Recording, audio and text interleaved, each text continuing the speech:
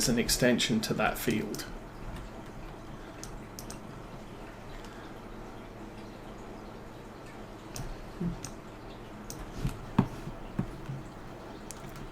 Because that could be fun. We would have to do the things in the ground, the stump grinding.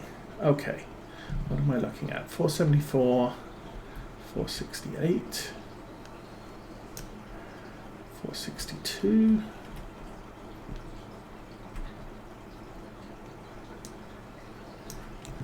And 556, too far. That's good. And then 550, yep, that's great.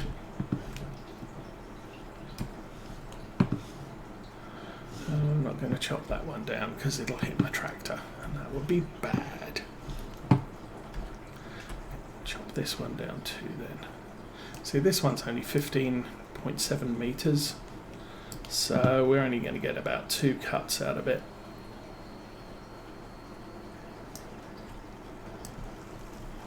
You need to remember to delimb them before you chop lengths, because it's just easier that way. Okay.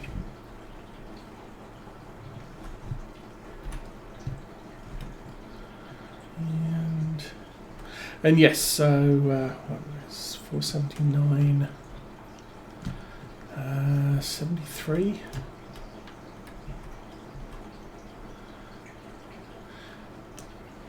Because Mrs. Osa cleaned the church this week already, she's not going to be going out anytime. And that one might be a problem.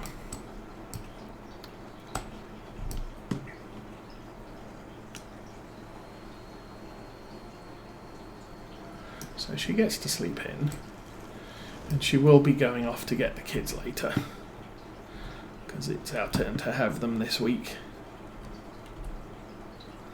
Okay, 463, 457. I didn't delimb them.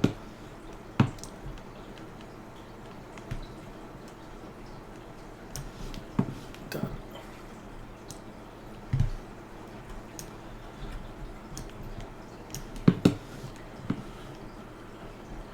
I'm not too worried about bits like that. We'll deal with that one. I think there's another bit of that tree that I didn't do. Okay. So 63, 57. We did 57, 51.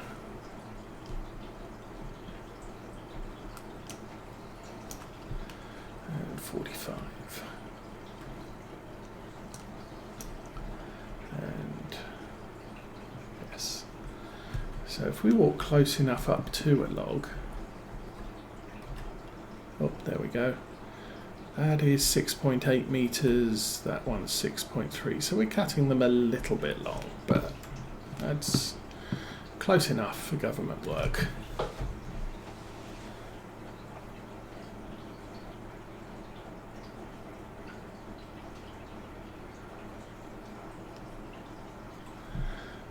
Oh, yes, indeed. Yeah, the planters aren't a brilliant speed. I think the new 240 tree planter that fits to the big excavator can plant trees a little bit quicker, although it itself doesn't move around too fast.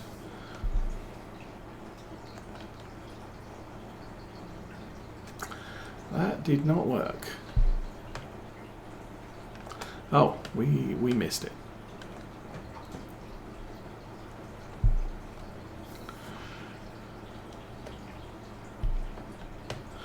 It's getting a little harder to see with all the snow coming down.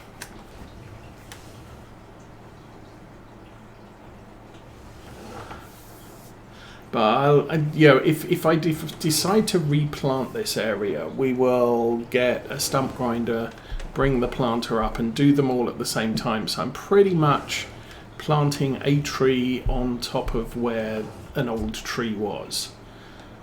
So we're effectively doing approximately a 1-for-1 replacement.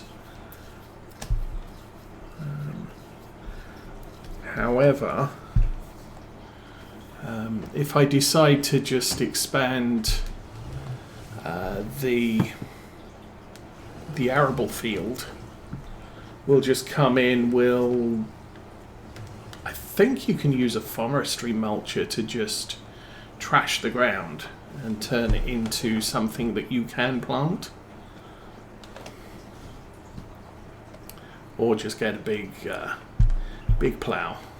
Obviously we'll need to remove the stumps before we start running ploughs on this, because I don't think ploughs and tree stumps do very well.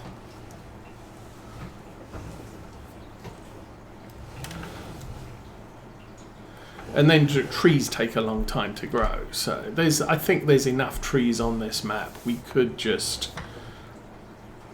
dispense with replanting this particular area, and next year buy a different area full of trees to chop down. And maybe if this becomes... okay, you fall off. If this becomes a regular winter thing that we're doing on the farm, we could buy the sawmill and the furniture place and just produce furniture for a year. And then at the end of the year, following my rules of selling perishables every month, well, furniture doesn't really perish, so we'll just leave the boxes outside until we've got a lot of them and take them all in to sell and make a ton of money once a year.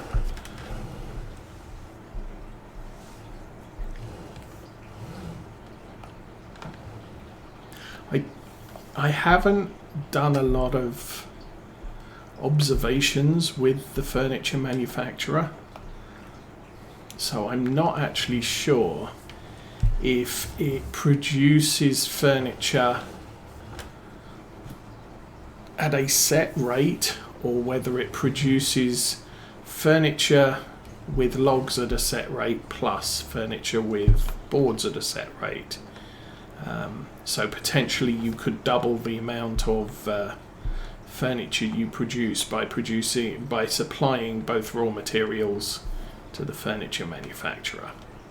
Obviously for flour, because you can bring all of the cereals to the flour mill, you can produce flour at 4 times the maximum capacity of the flour mill by just bringing all of the things there. So provide it with sorghum and wheat and barley and oats, and you will produce flour at a very fast rate.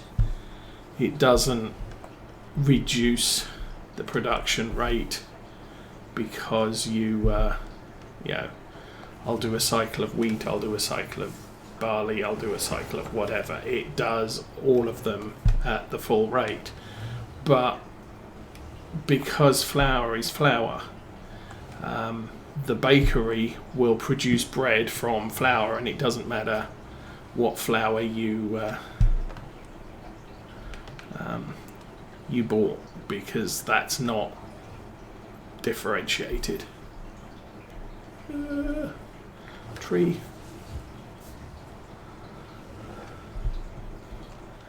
Now, ideally, try and make that fall down. There we go. That's a little bit better, and we'll raise it over the stump. Oops.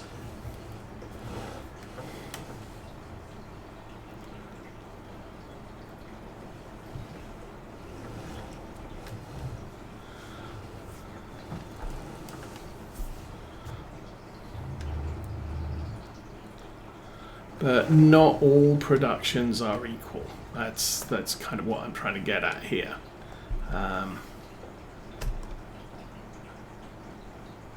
Drop. I try and hold that one, and and shuffle it down the wagon a little so that it's not sticking out over the sensitive parts of the tractor.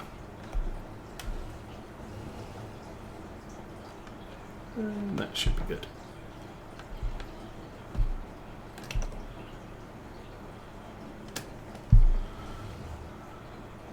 So yeah, some, as I was saying, some productions, we don't have a lot in the way of productions at the moment, so it's difficult to demonstrate, but some productions, all of these do all of the cycles every month.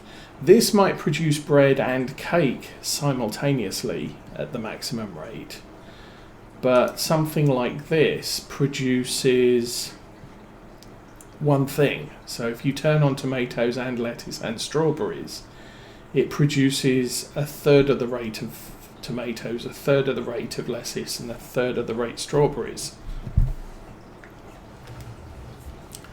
So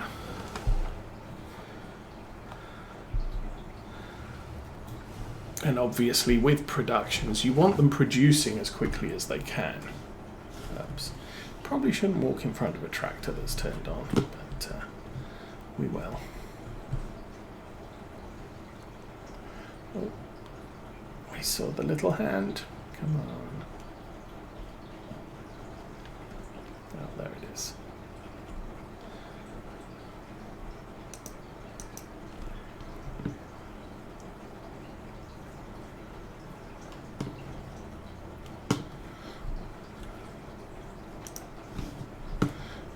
Drop the little bits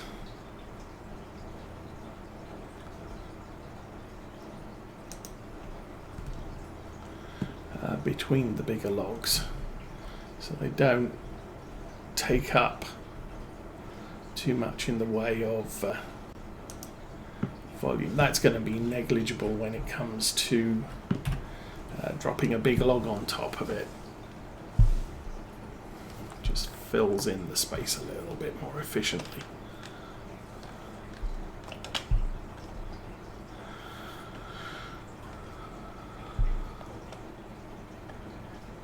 There we go. And again, it usually takes me a little while to figure out which way to rotate the joystick lever to get the open and close of the grab the right way.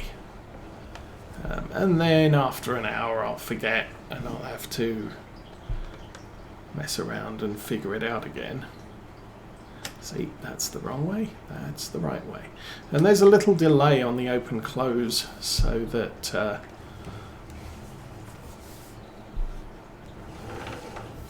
I'm not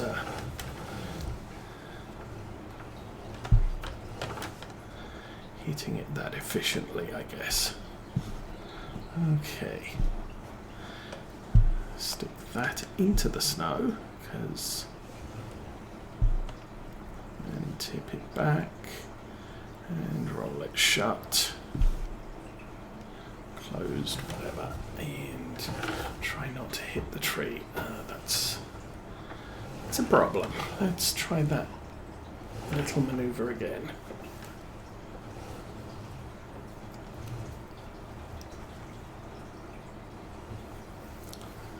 Oh, I think it's kind of dragging on the floor and it's at a horrible angle.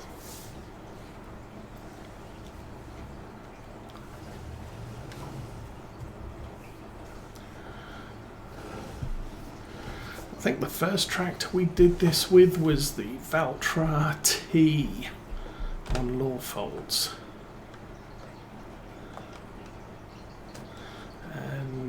The truck was a MAN AR frame, which GTX produced for Farm Sim 17.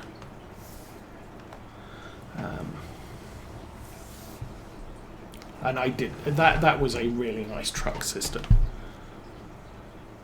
You just buy the truck frame and then you put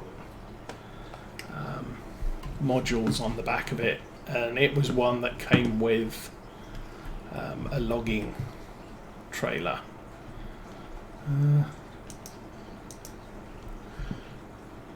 I think for 19 I did do a mod review of the Biobelt LF180 fork, and for that I ended up using a man truck with a hook lift module on it.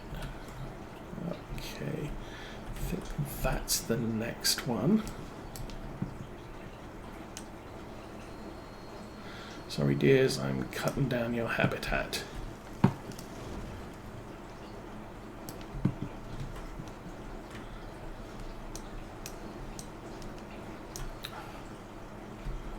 When doing this, you want to try and avoid the little circle turning green, because otherwise it starts chopping the log rather than streaming it. Okay, let's try and get... Can't see the circle, there's the circle. Okay, we are at 472. 466. 460. Oh, this wasn't a very long tree. So, we'll grab the javelin.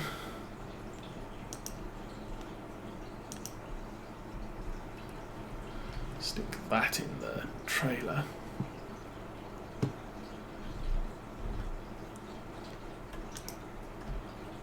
And yeah, that didn't work.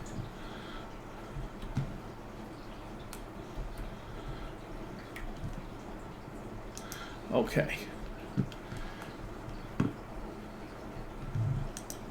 One little problem with what I'm doing here is I've got the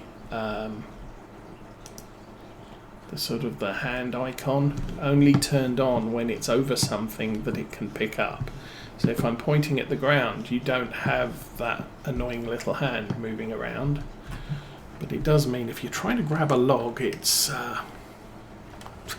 kind of difficult because you have to get it right on the up and down and the left and right. And then if the log is too heavy for you to pick up, the little hand won't appear. Or it might appear red.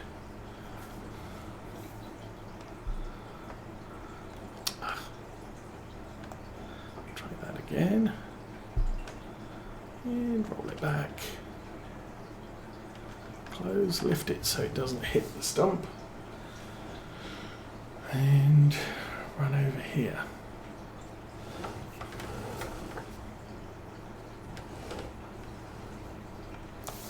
Stop rolling, stop skidding, stop doing movement.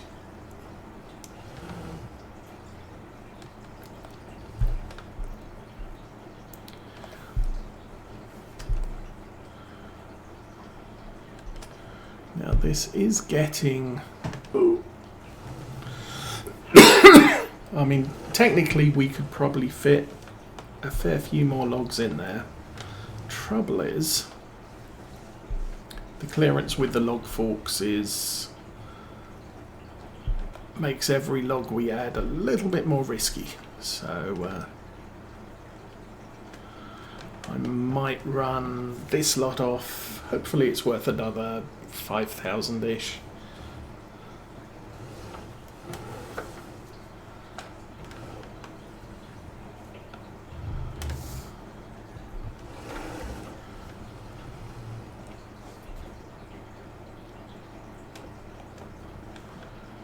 Definitely got the clearance. I think on Lawfolds I did try this with a Massey Ferguson 5 series, and yeah, the problem with the 5 is it does have very short arms. You could put longer arms on it, but then they can drag on the floor when you're trying to pick things up. And so, at least with these, if I push it all the way down, nothing's dragging on the floor. If I rotate the forks out, yes, it lifts the tractor off. So the arms are a little bit long, but that's fine. If I put these arms on the Massey Ferguson, you'd be kind of lifting it up here when you just put the arms down, let alone have the forks at the wrong angle. So, and then of course that limits your height. Okay, how many trees have we chopped down? Because this is something we can track. We've chopped down 12. And I think that's not entirely all the trees here. I have chopped down a tree, I think the same tree twice.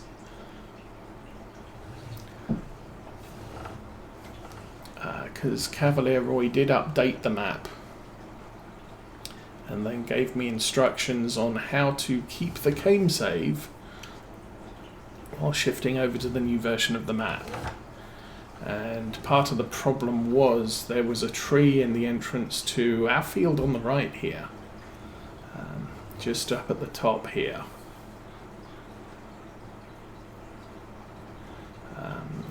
I cut back the hedge one block, and then there was a tree in the way as well. So I cut down the tree that was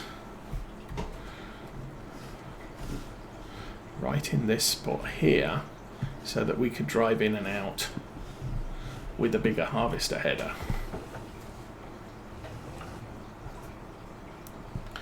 I should probably put my headlights on because that's a good thing. And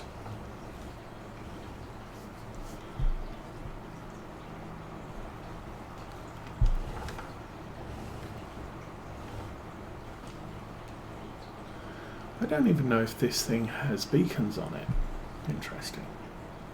Not to worry. We'll just jump in the cab and drive, because even though there's no foliage on the trees, sometimes it's just easier to see where you're going from this low. And I don't think I've spent much time in this cab for a while.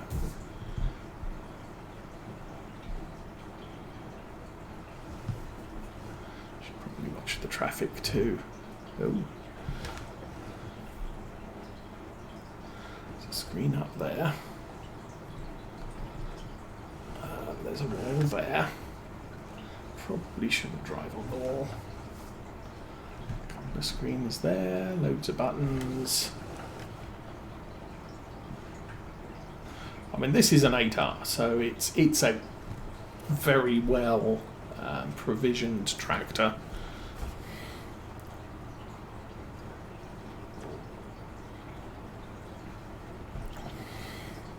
Although it is only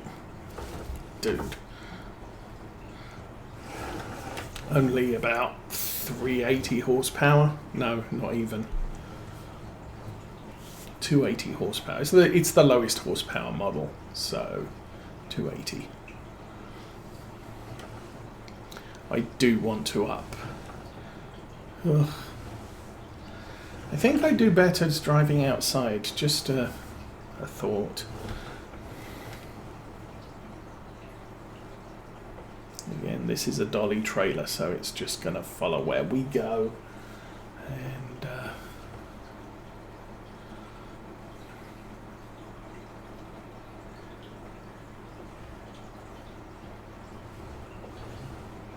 because logs aren't a commodity that's listed on the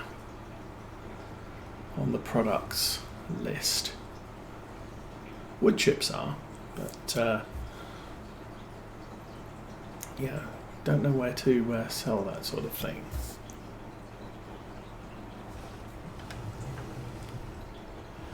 I do like how on Silver Run Forest you can actually drive the logging trailer into the lake and the logs will just float off, rather than you drive up to an unload point and hit a button and they all disappear.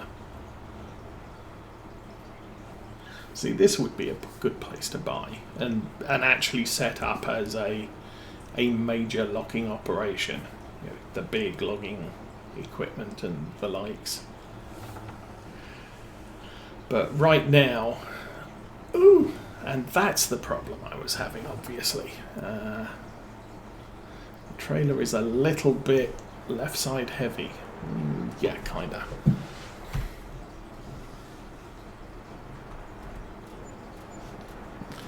And that's all gone. 5,000. Nice. Okay.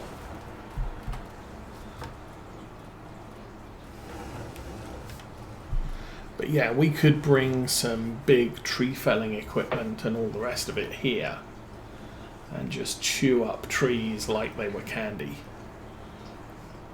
At which point, yeah, buying the sawmill and the furniture factory and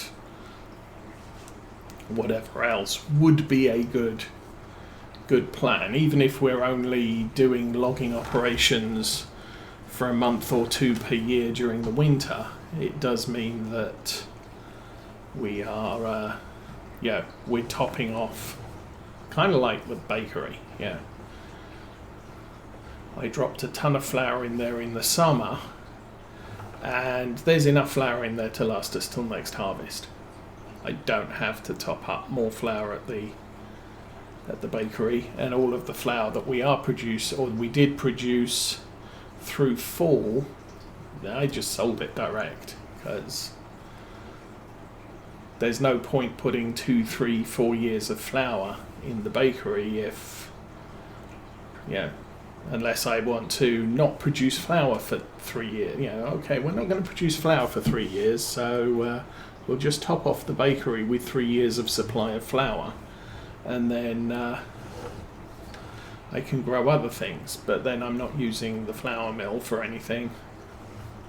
Yeah, it's a thing.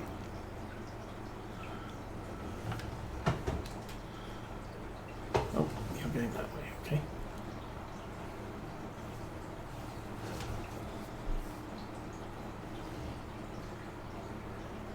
So the way to improve your income from production eventually comes in as you need to buy another one of those. So if we bought another bakery, it doubles my processing capacity of flour. But with just the 2 fields I have, we are producing more grains, or even 1 field we had. With the 1 field we had, we're producing more grains than our bakery can process in a year. And as we buy more fields, that usually at least half of the fields are going to be grains, maybe eventually a third of the fields will be grains. And the only way to maximize the income from that would be to buy more bakeries. I don't know how many bakeries you need to cover the production rate of your flour mill. It's all interesting stuff. I mean, eventually we might produce cakes, turn our little our greenhouse into producing strawberries, and then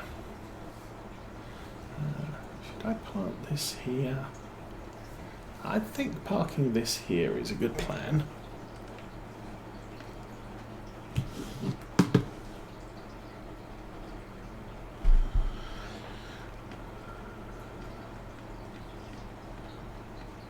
Oh yes, there are beacons on top of the